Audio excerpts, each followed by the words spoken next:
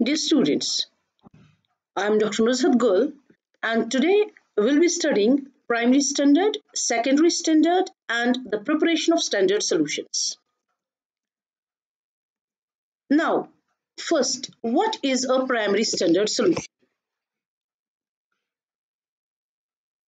तो पहला characteristics primary standard solution का होता है case of accurate concentration.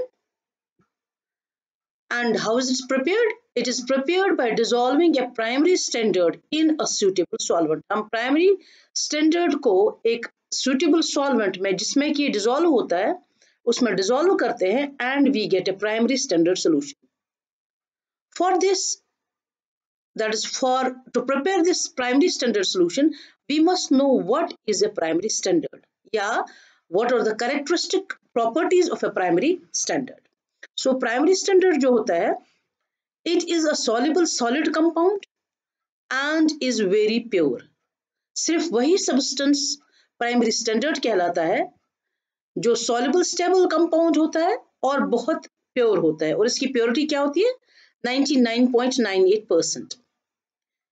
It has a high this molecular mass and what purpose does it serve? इसे क्या होता है? It reduces the errors in measurement. जो मेजरमेंट में अगर कुछ एरर्स होते हैं तो मॉलिक्यूलर मास जब हाई होता है तो एरर्स बहुत कम परसेंट होता है इस टोटल मॉलिक्यूलर मास का. So it has a relatively high molecular mass. Next, it has a consistent formula that does not change on exposure to atmosphere. इसका फॉर्मूला कंसिस्टेंट होता है, ये स्टेबल कंपाउंड होता है. इसका जो फॉर्मूला है it does not change on exposure to atmosphere. Degree of hydration must not change. Example हम ऐसे ले सकते हैं. फॉर एग्जाम्पल अगर कोई हमारा कंपाउंड है लेट अस से ऑक्सैलिक एसिड, तो हम कहते हैं कि ऑक्सैलिक एसिड का फॉर्मूला जो है that is COH whole twice into 2 times water. So we know इसका जो let me write it down, it is COOH whole twice into 2 times water. यानी कि we know that जो हमारा water of hydration है ये 2 molecules है water की. ठीक है, it is not ambiguous, it is not n times कि जब ये मतलब इस atmosphere के साथ इसका reaction हो जाए तो it changes. It does not change. The weight of the compound should not change during weighing and as such it should not absorb moisture, carbon dioxide from the air. Moreover, it should not be oxidized by air. ना ही ये moisture absorb करना चाहिए, ना ही ये carbon dioxide absorb करना चाहिए from the air, और ये oxygen भी absorb नहीं करना चाहिए. It should not react with the oxygen. Yeah, we can say it should not get oxidized. Primary standards are typically used in titration to determine an unknown concentration. यही primary standards use करते हैं titration में और उस वक्त हम एक unknown concentration की एक अननोन कंसंट्रेशन पता करते हैं कि जो हमारे पास एक अननोन एसिड या बेस है उसकी कंसंट्रेशन पता करते हैं. ये हम आगे वाले लेक्चर्स में पढ़ेंगे और इस लेक्चर में थोड़ा सा आगे पढ़ेंगे. What is titration? Titration is a process in which small amounts of a reagent are added to a solution until a chemical reaction occurs. Titration में basically क्या होता है? Titration में let us say for example we have got an acid-base titration. तो हम क्या करते हैं? Let us say we have got a base X. तो इस base X को हम ले लेते हैं in a beaker और ऊपर burette में हम क्या ले लेते हैं? We take acid in the burette. तो what do we do? हम इस बेस को इसमें एक इंडिकेटर डालते हैं. ठीक है, ये शुरुआत में ये कलरलेस होता है. देन व्हाट वी डू, ये जो हमारा ये ऊपर हमने रखा था दिस बेस, इस बेस को हम ऐड करते हैं टू दिस एसिड. ठीक है, और एक वक्त आता है जब इस एसिड का कलर चेंज हो जाता है. तो eight that point of time हम कहते हैं कि रिएक्शन कंप्लीट हो गई, टाइट्रेशन हो गई. दिस ये जो है एसिड बेस टाइट्रेशन कंप्लीट हो गई. And then we use a formula to determine the concentration of this base अगर हमारे पास ये जो नीचे एसिड है, this is a primary standard. ये हम आगे इंशाल्लाह और पढ़ेंगे। Now there is another thing that is our secondary standard. ये सेकेंडरी स्टैंडर्ड क्या होता है? The concentration of some substances is not accurately known, and thus they cannot be used as primary standard. For example, commercially available H2SO4 यानी कि sulfuric acid and HCl. The compounds whose concentration is not accurately known cannot be used as a primary standard. इन्हीं को हम secondary standards कहते हैं। We can prepare a dilute solution of these acids with an approximate concentration, not accurate, only approximate concentration, and then determine the concentration accurately by titrating with a primary standard solution of a base such as sodium carbonate. जैसे हमें पता है कि हम इसका primary standard नहीं होता है H2SO4 और HCl का, हम इनका सोल्यूशन बना सकते हैं approximately, and then we can know their we can know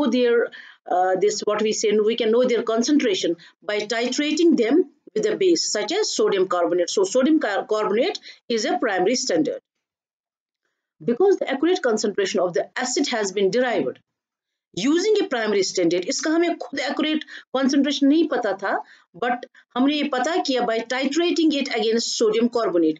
तो इसलिए इनको हम कहते हैं, इन ऐसे एसिड्स को हम कहते हैं secondary standards. They may be basis as well, तो उस वक्त वो हो गए सेकेंडरी स्टैंडर्ड्स, मगर they are basis.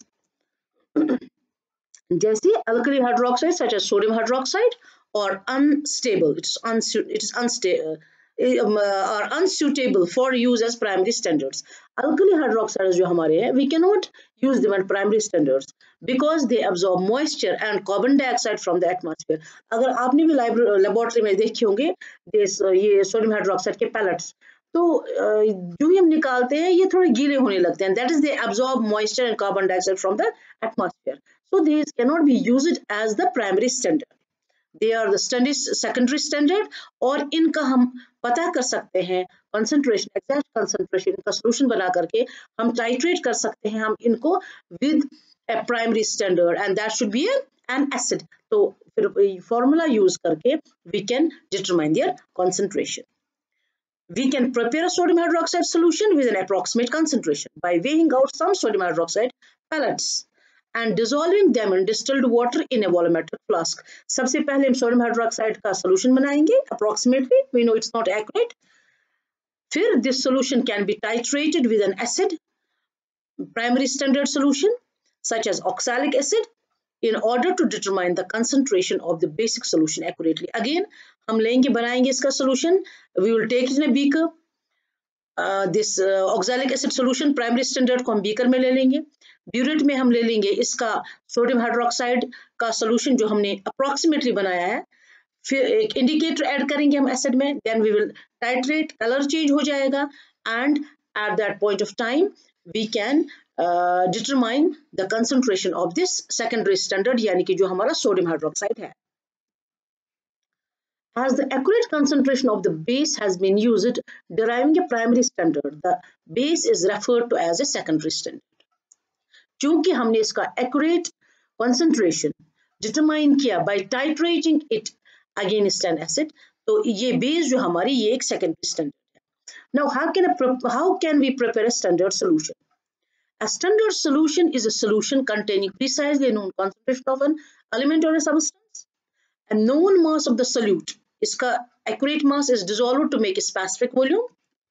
The concentration of the standard solutions are normally expressed in moles per liter, or moles per cubic decimeter, or kilomoles per cubic meter, or in terms related to those used in particular titration such as titers.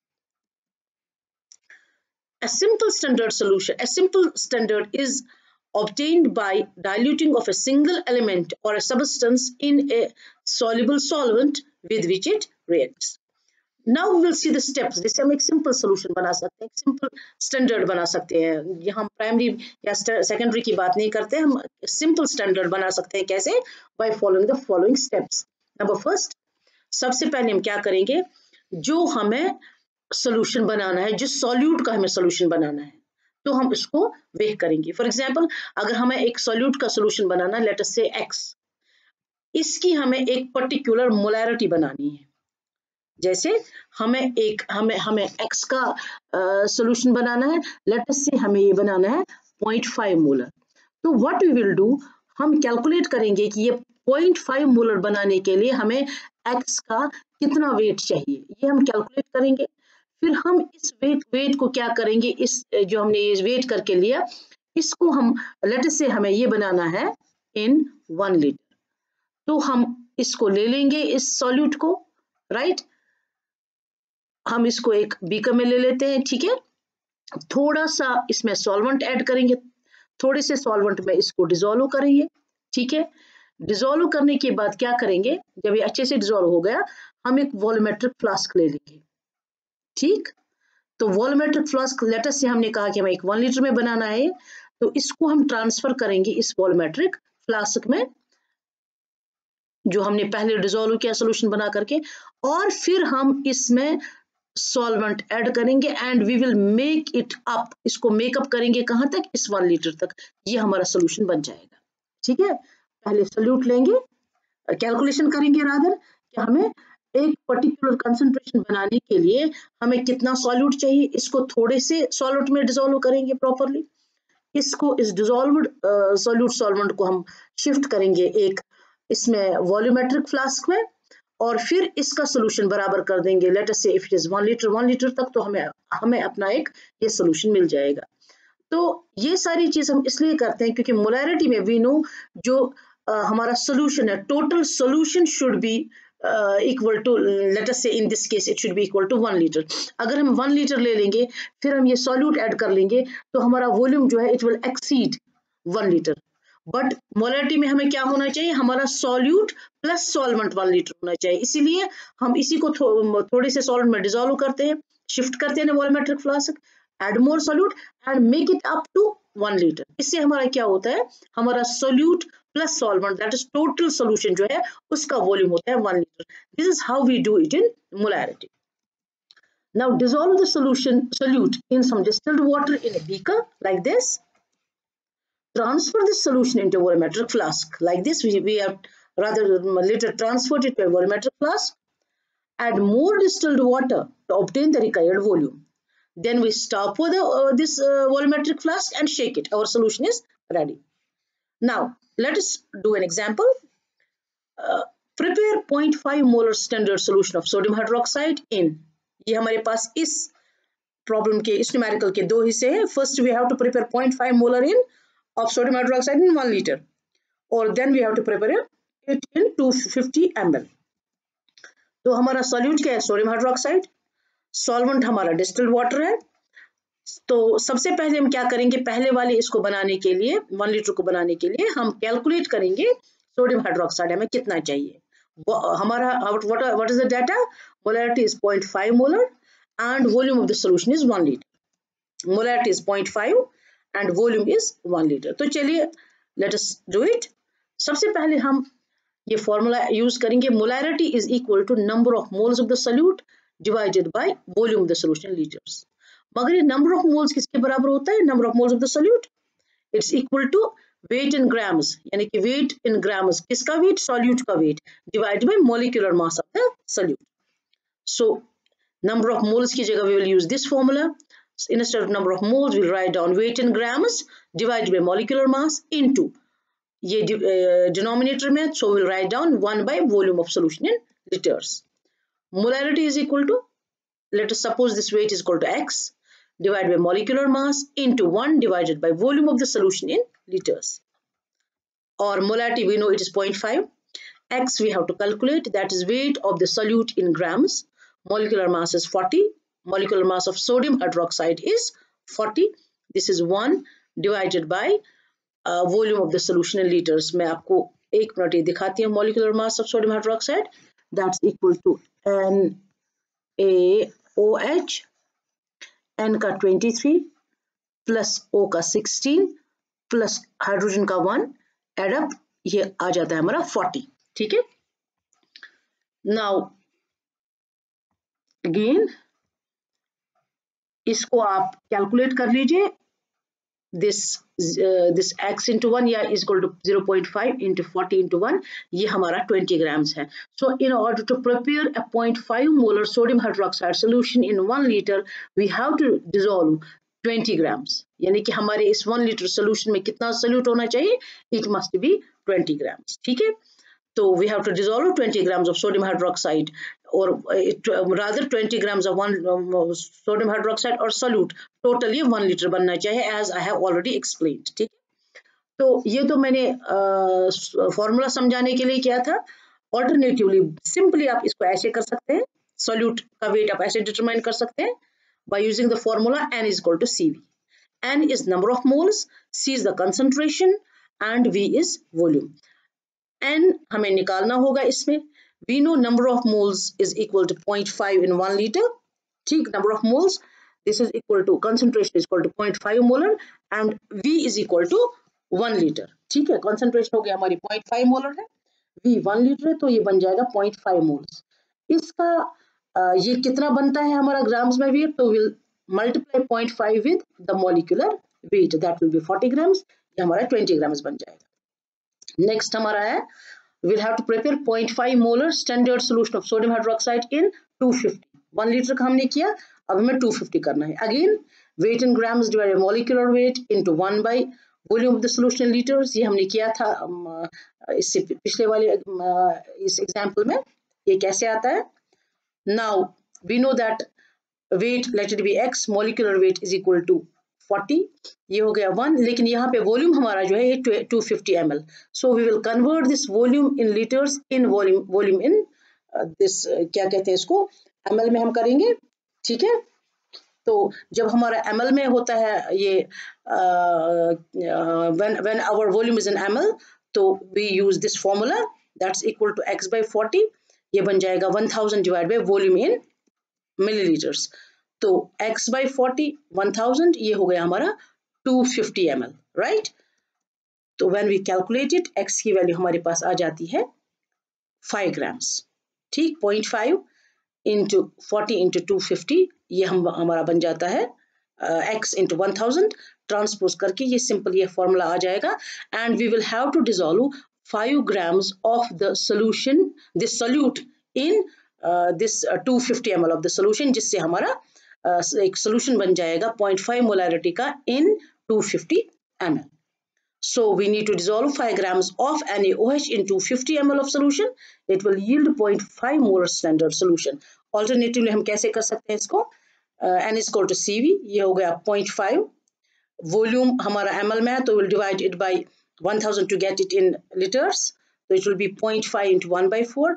It will be 0.125 moles, yeah, 0.125 into 40 grams. So that will come out to be 5 grams. ठीक? So this is how we will get the solution. Thank you so much. Hope you understood it.